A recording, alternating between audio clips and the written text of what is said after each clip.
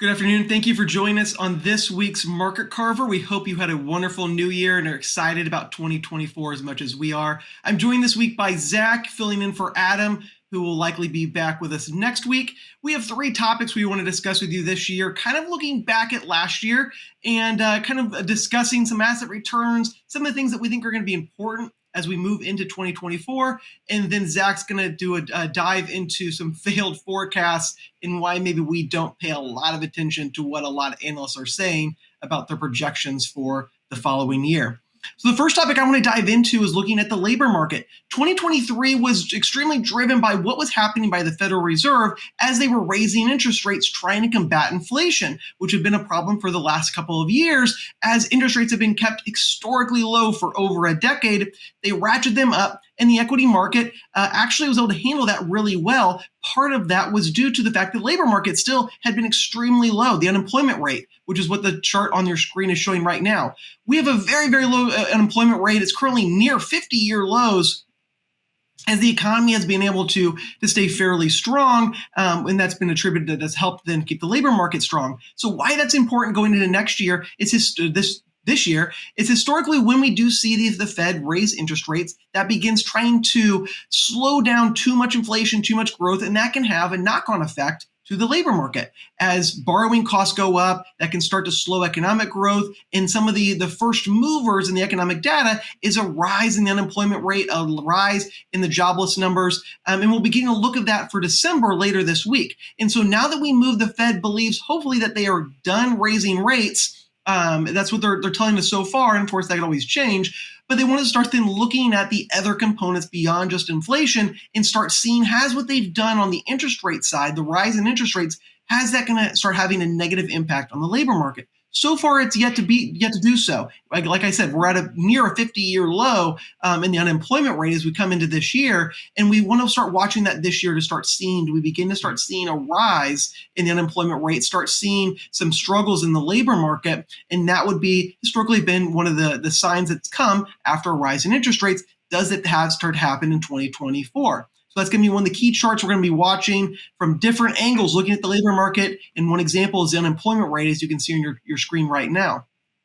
Now shifting focus to the equity market, as I often do in these market carvers, looking back at asset returns in 2023. So here's a kind of a list of different places that money could be stored. We have large cap equities with the S&P 500, some international markets, small mid-cap stocks, some different flavors of bonds, some short-term and long-term bonds, and then as well as commodities. And you can see the best performing asset class this year was primarily large cap equities. The S&P 500 was up just about 25%, 24.7% on the year, outperforming just about anywhere else that you put your money. This makes it can make it tough for a diversified portfolio, as you really got punished for really owning anything outside the S&P for those that are trying to chase an index.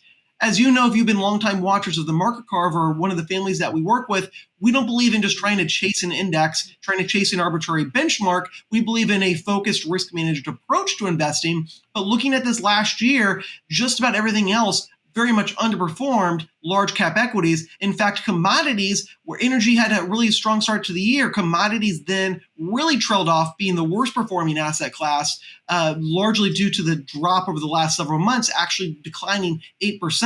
Then we can look at fixed income, and while they had a very strong rebound in the last couple of months of the year, you can see the blue line on that chart, looking at 20-year bonds, end up from a total return basis actually closing pretty much flat, right along with very short-term bonds, 1 to 3 year, also flat at just under 1%.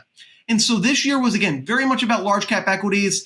They were the primary drivers. We spent a lot of time, almost every week, talking about that Magnificent Seven, how mega caps were really, really strong this year, driving the returns. And we can see that in the performance of how equities did, and how everything else kind of chased along, behind, looking at emerging markets, foreign markets, small, mid caps. Everything else was kind of more in line with traditional returns. It was everything was this year was all about large cap stocks. So speaking of large cap stocks, going to throw it over now to Zach, who's going to take a look at what some of the analysts think that these arbitrary indices are going to do next year, and if that's something we should really be paying attention to. So the beginning of the year is a very common time for analysts to issue their forecasts. All that means is that analysts are projecting where broad indices are going to end the year at.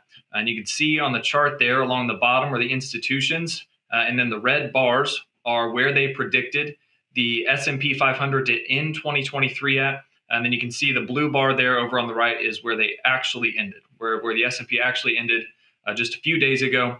And so the main take-home point here is that as analysts begin to issue their forecasts for 2024, where these indices might end at the end of December in 2024, it's important to remember how easy it is to miss on these. Looking at this chart here, you might wonder if this is an anomaly. It is not. In fact, it's very, very common for the majority of forecasts to miss. The reason for that is because we don't know what's coming in 2024. And so forecasts are not a part of our investment process, in part because they're so hard to hit. And also they don't take into account what could happen over the course of the year. Broad swings in equity markets, like we saw in 2020, for example, or the risk that's associated with those. And so our job is not to make the forecasts or to really pay much attention to the forecasts because they're so wrong often, but rather to take what comes to us, to seek out opportunities throughout the year, to manage the risk and produce returns. And so as analysts start making forecasts here, just be mindful of how much of a dart throw those can be. All right, thank you, Zach. That's the Market Carver for this week. We hope you enjoyed it, and we wish you all a definitely happy new year. If there is anything we can do for you, please see the phone number on your screen or the QR code that you can be able to get direct contact with us. We'd love to be able to speak with you, answer your questions through one of our advisors. And our website there for more information is also on your screen. Have a great week, and we look forward to talking to you again next week.